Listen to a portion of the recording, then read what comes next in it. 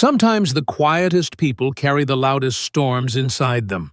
And sometimes, when that storm finally breaks, it changes everything.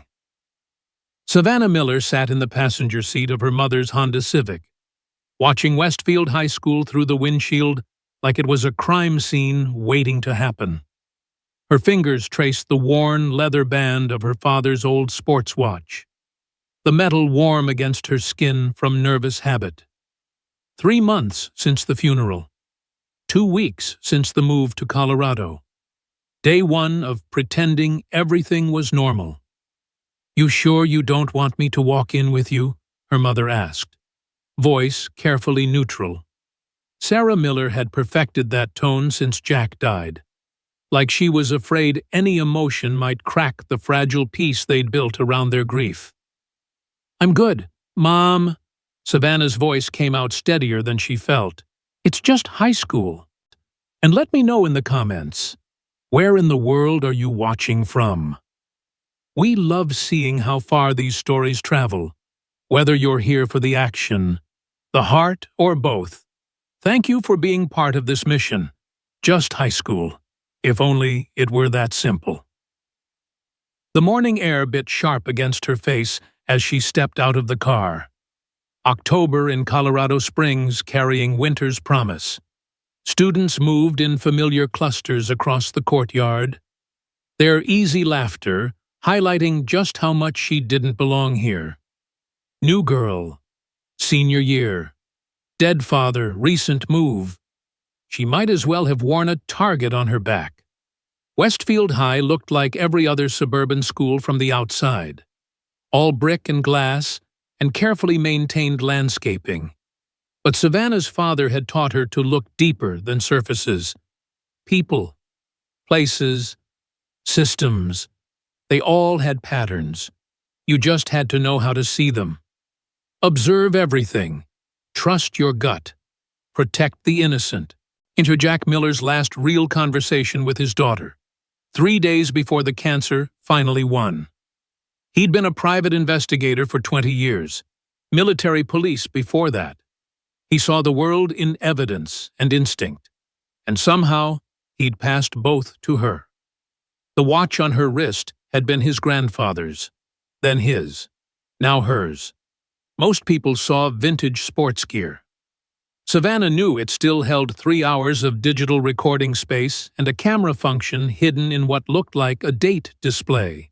Her father had used it on cases where traditional surveillance wasn't possible. Now, it felt like carrying a piece of him. First period, American government passed in a blur of syllabus review and assigned seating. Savannah chose the back corner. Muscle memory from a childhood of watching her father work. Always know your exits. Always control your sightlines. Always watch the room. That's when she first saw him. Colton Hayes commanded attention without effort. The kind of natural charisma that made teachers smile and parents approve. Tall, athlete's build, perfectly styled brown hair that probably cost more than most people's monthly groceries. He sat center front, holding court with 3 other boys who clearly existed in his orbit. But Savannah noticed the girl in the second row who wouldn't look at him. Emma Rodriguez, according to the roster, dark hair falling like a curtain across her face. Her shoulders had that particular tension Savannah recognized from her father's domestic cases, the set of someone expecting impact. "Mr. Hayes, perhaps you'd like to share your thoughts on the separation of powers with the class?" Mr. Peterson's question carried just enough edge to suggest this wasn't the first interruption. Colton's smile never wavered. "Just discussing the practical applications of authority structures, sir. How some institutions protect their own interests, regardless of individual impact." The answer was clever, almost too clever. Emma's shoulders tightened another degree. Second period biology brought clearer pictures. Savannah watched Colton's group move through the hallways like they owned them. And maybe they did. Other students stepped aside automatically. A choreography of avoidance so practiced, it looked natural. In the bathroom between classes, she heard two sophomore girls talking. "I heard Emma's going to transfer." "Seriously? Middle of senior year?" "My sister says Colton's been making her life hell since they broke up. Posted some stuff online that was really messed up. Why doesn't she just report him?" "To who? His dad's the principal." Savannah felt something cold settle in her stomach. Principal's son. That explained the easy confidence, the way teachers' eyes slid past disruptions. It also explained Emma's fear. The pattern emerged throughout the morning like developing photographs. Marcus Chen, clearly uncomfortable in Colton's shadow, but afraid to step out of it. Dylan Foster, who laughed too loud at jokes that weren't funny. Jake Morrison, who watched everything but said nothing. And then there were the absences, empty desks where transfers used to sit, according to whispered conversations, kids who'd left suddenly, family moves that seemed too convenient, too frequent, by lunch. Savannah had filled 3 pages of notes in her English composition book, not for any assignment, just habit. Her father had taught her to document everything, especially the things that felt wrong. The cafeteria was tribal territory, invisible boundaries marked by lunch tables and social hierarchies. Savannah got her food and scanned for safe harbor, settling at a half-empty table near the windows. That's when she saw Emma sitting alone, methodically eating a sandwich like it was medicine she had to choke down. 2 tables away, Colton held court with his crew, but his attention kept drifting to his ex-girlfriend. Savannah made a decision that would change everything. "Mind if I sit?" Emma looked up, startled, up close. She was prettier than the careful invisibility suggested, but there were dark circles under her eyes that makeup couldn't quite hide. "You're the new girl." "Savannah." "Right. That's me. And you're Emma." "How do you?" "Small school. Word travels." Savannah sat down uninvited. "Plus, you look like someone who could use a friend." Emma's laugh came out bitter. "Trust me, you don't want to be friends with me, not unless you like drama." "What kind of drama?" "The kind where being nice to me gets you noticed by people you don't want to notice you." Savannah followed Emma's glance toward Colton's table. He was watching them now, something calculating in his expression. "Let me guess. Ex-boyfriend issues. Ex-boyfriend's dad runs the school issues." Emma's voice dropped to barely audible. "And ex-boyfriend doesn't handle rejection well." "What's he done?" Emma was quiet for so long Savannah thought she wouldn't answer. When she finally spoke, the words came out like confession. "It started small, comments in class, stuff on social media. Then it got worse. Pictures from when we were dating, posted places they shouldn't be, rumors about things I supposedly did. My parents think I'm having some kind of breakdown because I won't tell them what's really happening." "Why won't you?" "Because his father will expel me for making false accusations against a student with exemplary character. Because this is a good school in a good district and college applications are due soon. Because sometimes the system protects the wrong people, and fighting it just gets you hurt worse." The words hit Savannah like physical blows. She'd heard variations of this story in her father's office. Victims who couldn't report crimes because the criminals had more power than they did. "What if you had proof?" Emma's laugh was hollow. "Proof of what? That he's mean to me, that's not illegal. That he posted pictures I gave him permission when we were dating. That he spreads rumors, it's just gossip. Nothing he does is technically against any rules. It's just designed to destroy you slowly." "Exactly." Savannah touched her father's watch. feeling the familiar weight of it. 3 months ago, she would have told Emma to fight back, to stand up, to report it anyway. But 3 months ago, she believed the system worked for people who deserved justice. Now she knew better. What if someone documented everything, created a pattern that was harder to ignore? Emma stared at her. Why would you do that? You don't even know me. The question cut deeper than intended. Why would she? She was 17, grieving, trying to build a new life in a new place. The smart thing would be to mind her own business. But her father's voice echoed in her memory. Protect the innocent. Because someone should. That afternoon, Savannah started really watching. She noticed how Colton's group moved through the school like a patrol, marking territory, how certain kids hurried past certain hallways at certain times, how teachers' eyes slid away from confrontations that weren't quite obvious enough to address. She noticed the cameras, too, expensive security system, comprehensive coverage, except for the blind spots that seemed almost deliberately placed. The alcove by the science wing where Emma's locker got accidentally slammed on her fingers. The bathroom entrance where someone kept leaving cruel notes taped to the wall. She noticed Marcus Chen's phone buzzing with messages that made him wince. Dylan Foster's nervous laughter when Colton told him to handle something. Jake Morrison's careful silence when decisions were made he clearly disagreed with. Most of all, she noticed the fear. Not just from Emma, but from a dozen other kids who walked carefully through their own school, after school. Savannah sat in her bedroom with her father's case files spread across her desk. He'd kept everything, even after cases closed.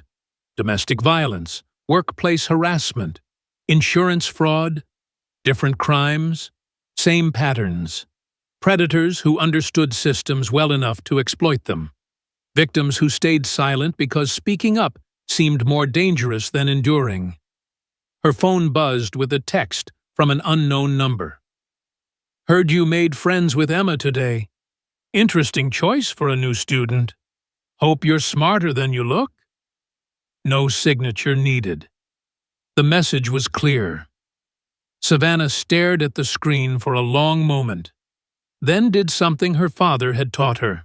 She screenshot the text, noted the time and date, and saved it to a new folder on her phone labeled Evidence. Then she activated the recording function on her father's watch. If Colton Hayes wanted to play games with the new girl, she'd give him a game, but it would be played by her father's rules, not his. She just had to be smarter about it than Emma had been. She had to think like an investigator, not a victim. The next morning brought autumn rain that turned the school parking lot into a minefield of puddles. Savannah walked carefully, leather boots splashing through shallow water, when she heard the commotion near the main entrance. Emma stood frozen beside her car, staring at the windshield. Someone had used window markers to write "slut" in bright red letters across the glass. A small crowd had gathered, some genuinely sympathetic, others filming with their phones. "Oh my God, Emma, what happened?" Colton's voice carried perfectly. Concerned boyfriend, rather than predator. He appeared at her elbow with practiced timing, all worried frowns and protective postures. "I don't know," Emma whispered. I came out, and it was like this. This is so messed up. Who would do something like this to you?" The performance was flawless. Savannah had to admire the craft of it, the way Colton positioned himself as Emma's defender while ensuring maximum audience for her humiliation. But she also noticed Jake Morrison standing 20 feet away, holding a red window marker and looking like he wanted to disappear into the asphalt. "Hey, Emma," Savannah called out, approaching with her phone already recording. "Want me to help you clean that off?" "That's really nice of you," Colton said before Emma could answer. I was just telling Emma she should report this to my father. Vandalism is a serious offense. Absolutely, Savannah agreed. The school should definitely investigate who had access to red window markers when this happened, and whether any security cameras caught the vandals. Something flickered in Colton's eyes. For just a moment, the mask slipped, revealing something much colder underneath. Of course, though sometimes these pranks happen off school property, hard to investigate what you can't prove. Good thing Emma can prove she parked in the faculty lot this morning, which is definitely school property and definitely covered by cameras.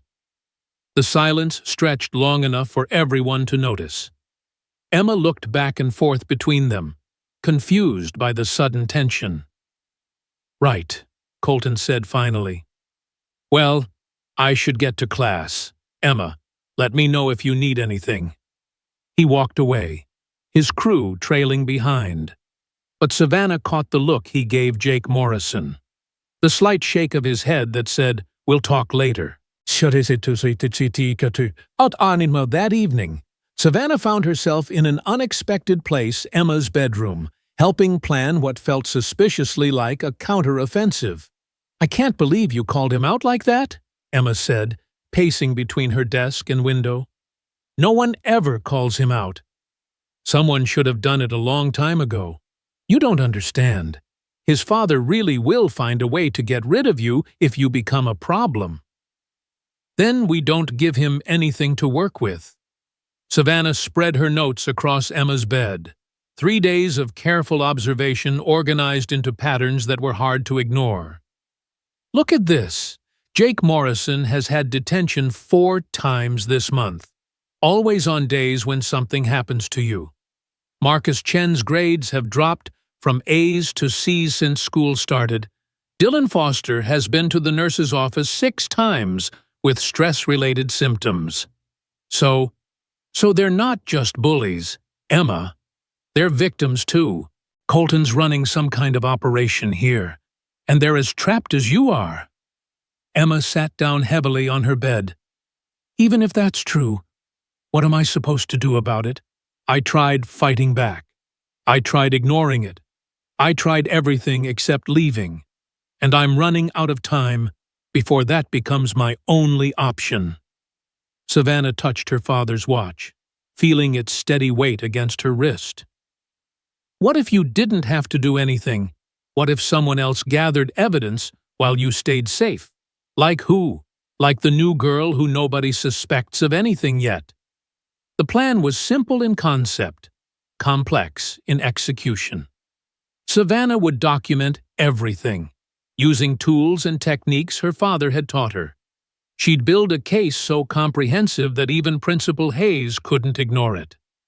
But plans, as her father used to say, rarely survived first contact with reality.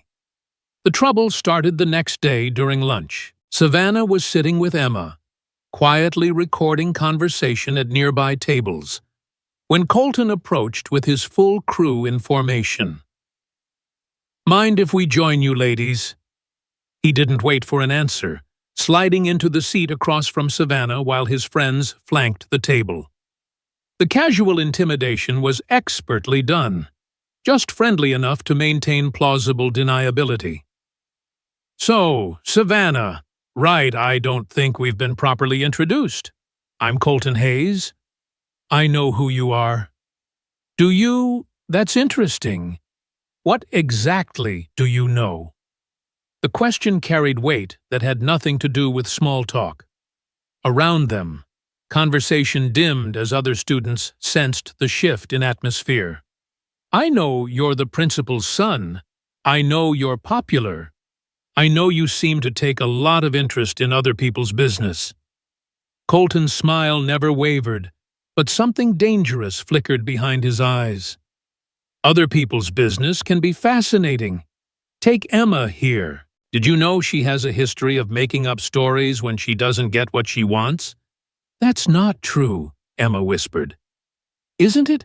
Remember freshman year when you claimed Mrs. Davidson was picking on you, Or when you said Tyler Matthews was stalking you.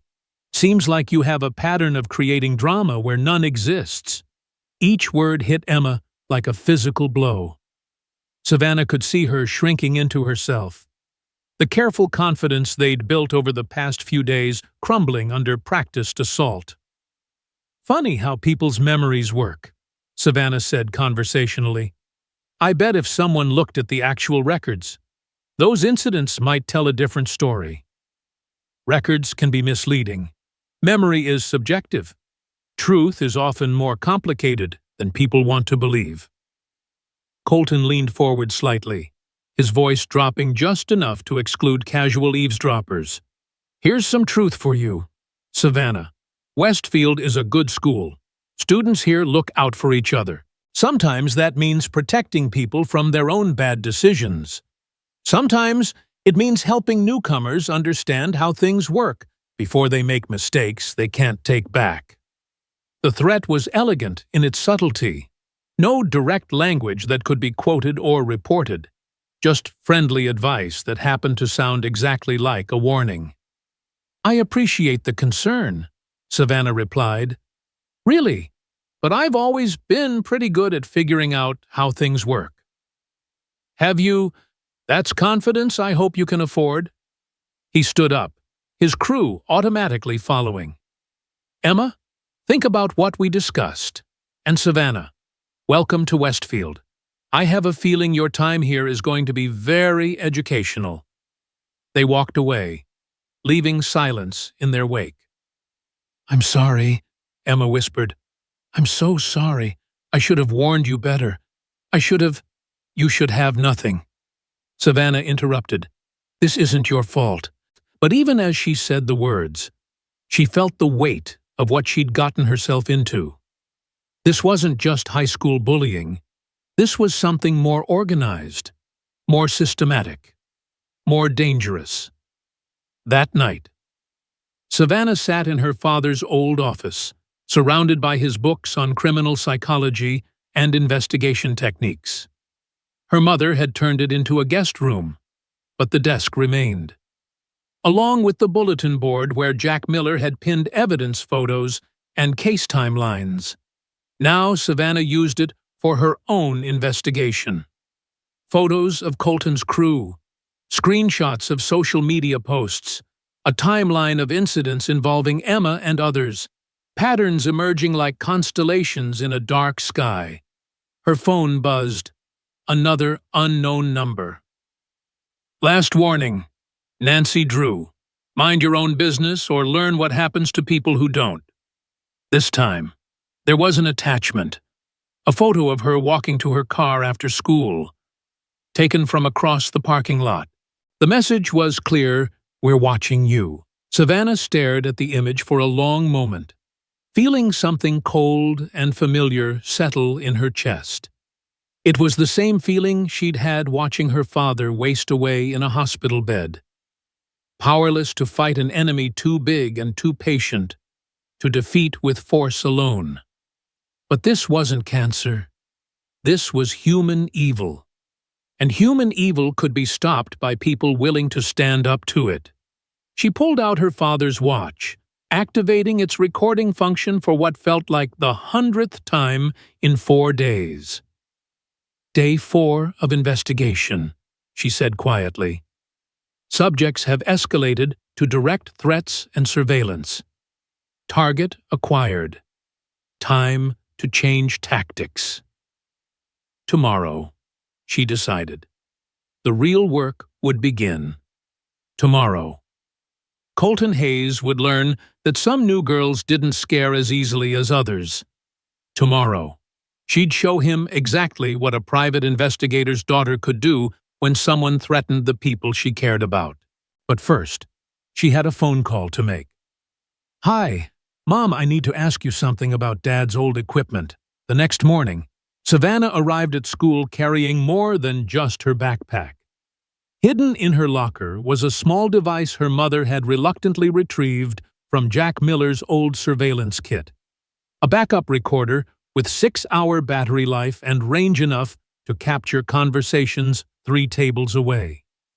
Her father's watch would handle close encounters. But today she needed wider coverage. "You sure about this?" Emma asked, fidgeting with her combination lock. The stress was showing in dark circles under her eyes, the way her hands shook slightly when she thought no one was looking. "I'm sure about stopping this before someone else gets hurt." "But what if—" "Emma!" Savannah's voice was gentle but firm. "Trust me, I know what I'm doing." And she didn't mention that her hands had been shaking too when she'd called Officer Diana Santos the night before, using the number her mother had found in her father's contact list. Santos had been one of Jack Miller's sources during a case involving corruption in the school district 2 years earlier. The case had been dropped when the main witness mysteriously transferred schools. Just like Emma's about to. Savannah had realized with cold clarity. First period passed in a haze of tension. Colton's crew was quieter than usual, but their attention felt like laser sights tracking her movement. By second period, the whispers had started. By third, even teachers were glancing at her with something that might have been concern or might have been warning. The setup came during lunch. Savannah was documenting another incident. Jake Morrison accidentally knocking books out of a freshman's hands when Marcus Chen appeared beside her table. "Can I sit up close?" Marcus looked exhausted, not just tired, but worn down in a way that reminded Savannah of victims in her father's domestic violence cases. "He's going to make a move today," Marcus said without preamble, voice barely audible. "I'm supposed to distract you while Dylan sets something up. And Jake creates a crowd." "Why are you telling me?" Marcus was quiet for so long she thought he wouldn't answer. When he finally spoke, his voice cracked. "Because my little brother starts high school next year, and I can't let him inherit this mess." The confession hung between them like a bridge neither could cross easily. "What kind of move? Public humiliation. Something that'll be recorded, shared, impossible to come back from. He's done it before." To who? Emma wasn't the first. There were others. Sophie Martinez transferred last spring after— Marcus stopped, swallowed hard. After Colton's crew pantsed her in front of the whole gym class during a pep rally. Video went viral on some really nasty websites. Her parents never found out the truth. They thought she was being dramatic about normal teenage bullying. Savannah felt something cold and sharp settle in her chest. How many others? At least 6 in the past 2 years. Always kids without enough social capital to fight back. Always situations that look like typical high school drama, unless you know the pattern. And Principal Hayes knows. He has to. The complaints, the transfers, the sudden family moves. It's all documented. But Colton's his son, and this school's reputation is his legacy.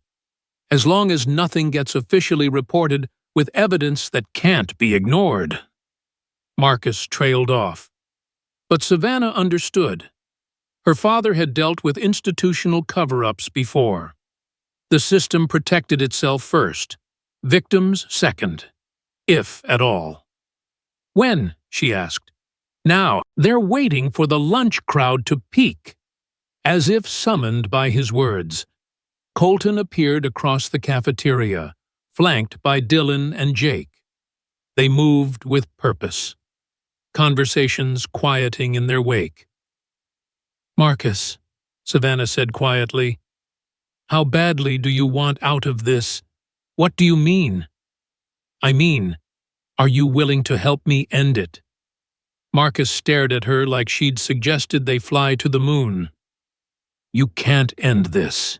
He's untouchable. His father runs everything." "No one's untouchable when you have the right evidence."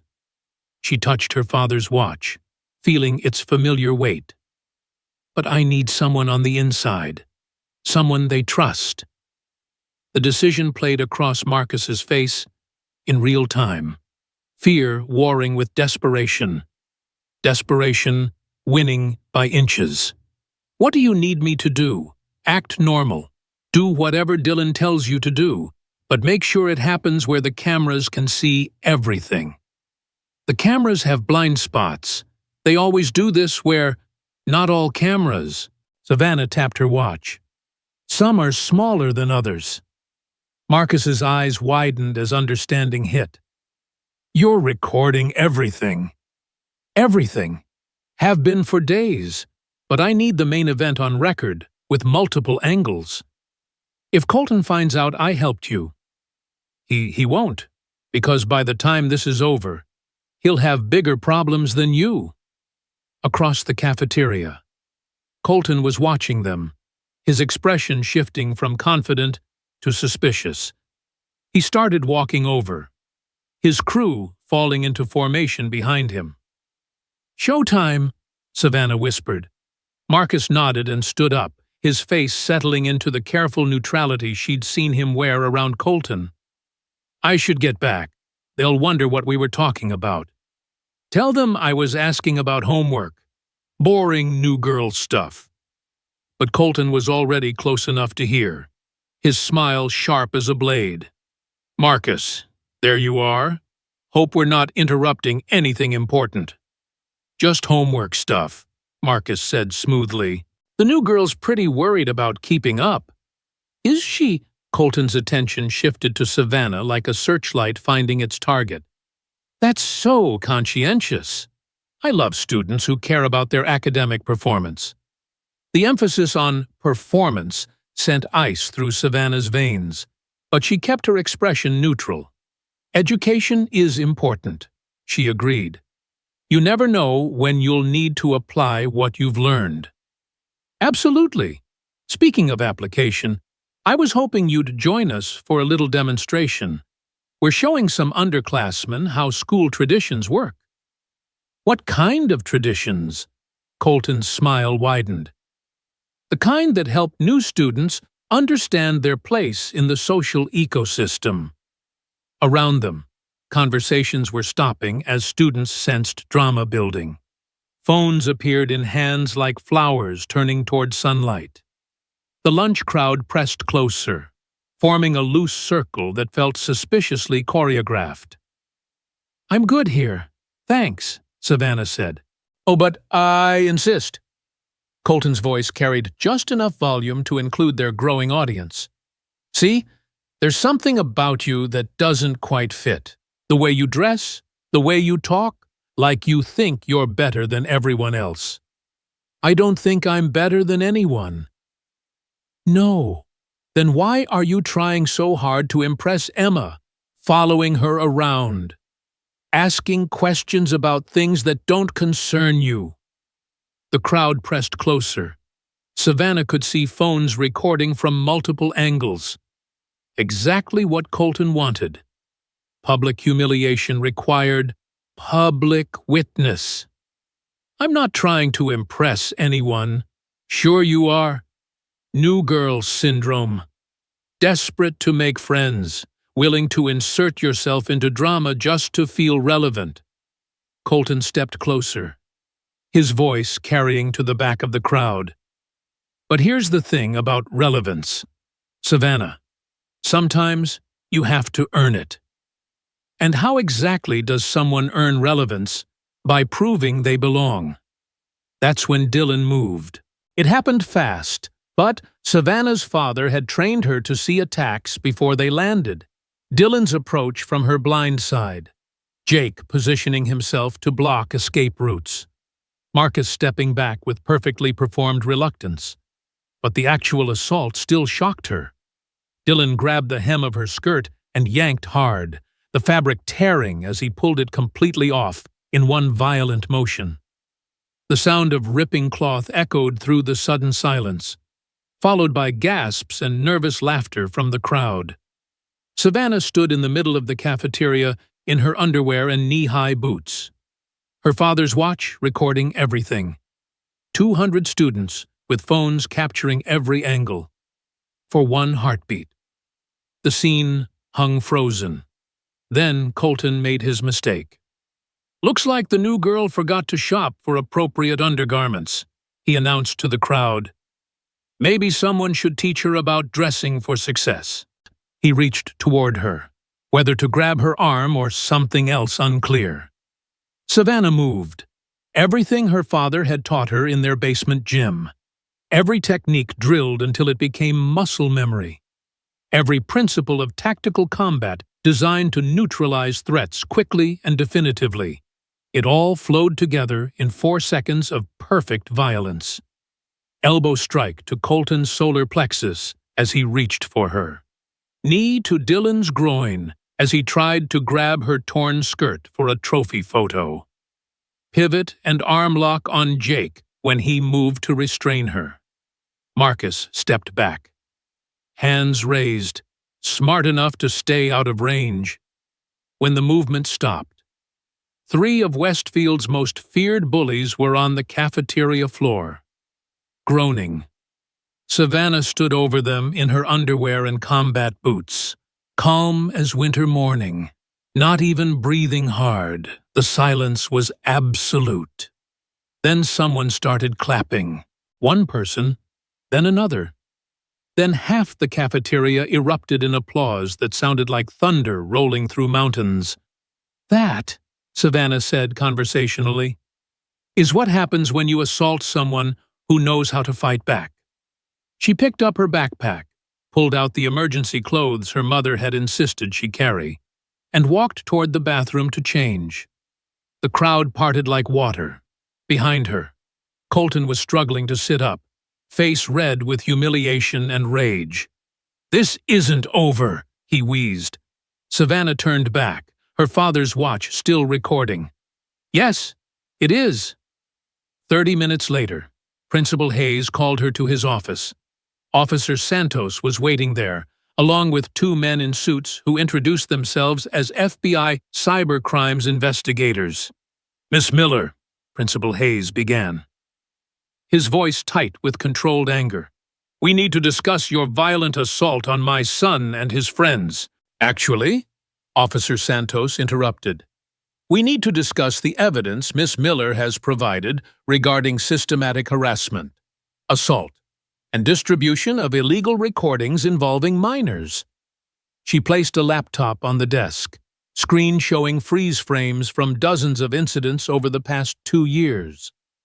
"Miss Miller contacted us yesterday with concerns about organized criminal activity at this school. When we reviewed the security footage she helped us access, we found some very interesting patterns." One of the FBI agents leaned forward.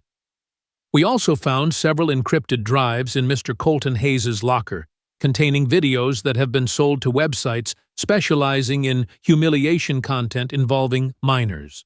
That's federal trafficking charges." Principal Hayes went very pale. "That's impossible. My son would never." "Your son has been running a systematic operation for at least 2 years, the second agent said, "targeting vulnerable students, creating compromising situations, recording the results, and selling the content online. The equipment in his possession is worth more than most people make in a year.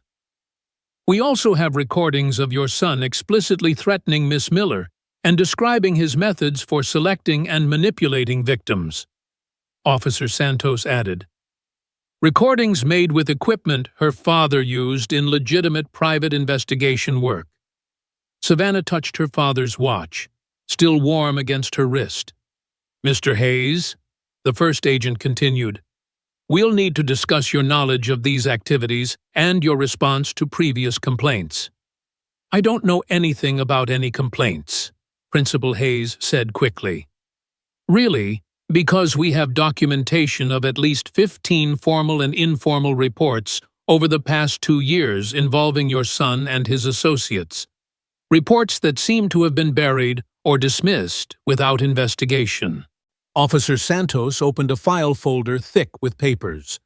Sophie Martinez, Ashley Kim, David Rodriguez, Emma Rodriguez, and 11 others, all reported harassment. All transferred schools within months of reporting. All had their complaints handled directly by you. The dominoes fell faster after that. Marcus Chen, granted immunity in exchange for testimony, revealed not just the scope of Colton's operation, but the systematic nature of it. Victim selection criteria, technology used, money made, other students coerced into participation through blackmail and threats. Dylan Foster and Jake Morrison, facing criminal charges, provided details about specific incidents, locations, and the principal's knowledge of ongoing problems. Emma Rodriguez, finally, safe to speak truth, described 2 years of escalating harassment and the administration's complete failure to protect her. But the smoking gun was Savannah's watch. Bossy! Hours of recordings capturing Colton's explicit descriptions of his methods, his bragging about untouchability, his detailed plans for driving Emma and others out of school. My father taught me that evil succeeds when good people stay silent, Savannah told the courtroom 3 months later, but he also taught me that silence isn't the only option. Sometimes you document everything, build an airtight case, and let justice speak louder than any threat. The sentencing was comprehensive. Colton Hayes, juvenile detention until 18. Then federal prison for trafficking. Principal Hayes fired. Criminal charges for obstruction and failure to report. The 3 crew members various sentences based on cooperation and culpability. But the systemic changes mattered more than individual punishment. Westfield High was placed under federal oversight pending comprehensive reforms. A new principal was hired from outside the district. Mandatory training on recognizing and reporting bullying was instituted for all staff. An independent reporting system was established, with oversight from the State Department of Education. Most importantly, Savannah used her settlement money from the district to establish the Miller Foundation, Colorado's first state-funded anti-bullying investigation unit. We train students to document incidents, provide legal support for victims, and work with law enforcement to identify systematic abuse. She explained to the National Education Summit a year later, "Because my father was right, protecting the innocent isn't optional." Emma Rodriguez stood beside her at the podium, no longer a victim, but an advocate. "Savannah didn't just save me," Emma told the audience. "She taught me that survival isn't enough. We have to make sure no other kid fights alone." In the audience, Marcus Chen nodded. He'd graduated early, started college, and spent his weekends training other students in documentation techniques. Jake Morrison was there too, working community service hours by helping maintain the foundation's website. Even Dylan Foster sent a letter from juvenile detention, thanking Savannah for showing him there was a way out of the cycle he'd thought was permanent. But the moment that mattered most came after the cameras stopped rolling. A 14-year-old boy approached Savannah backstage, tears in his eyes. "They pulled my pants down in front of everyone yesterday," he whispered, "posted it online. Everyone's laughing." Savannah knelt to his eye level, her father's watch solid and reassuring on her wrist.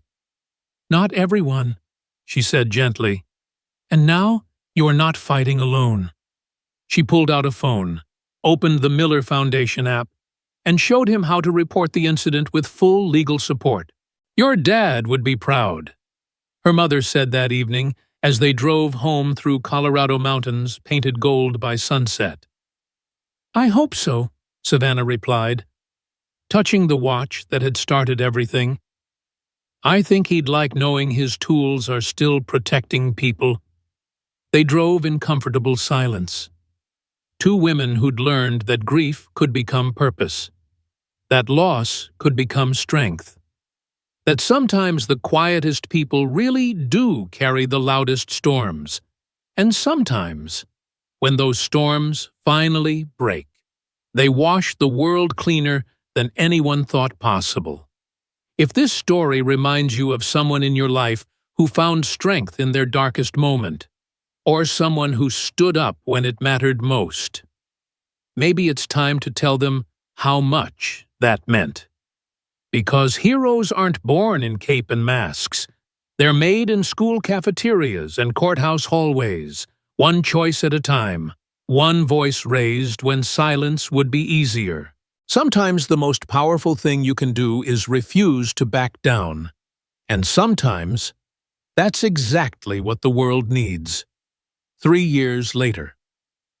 When Savannah graduated valedictorian from Colorado University with degrees in criminal justice and psychology, she wore her father's watch beneath her cap and gown. The Miller Foundation had expanded to 12 states, helping hundreds of students find their voice. In her graduation speech, she said simply, "Justice isn't a destination. It's a choice we make every day." The applause lasted 5 minutes,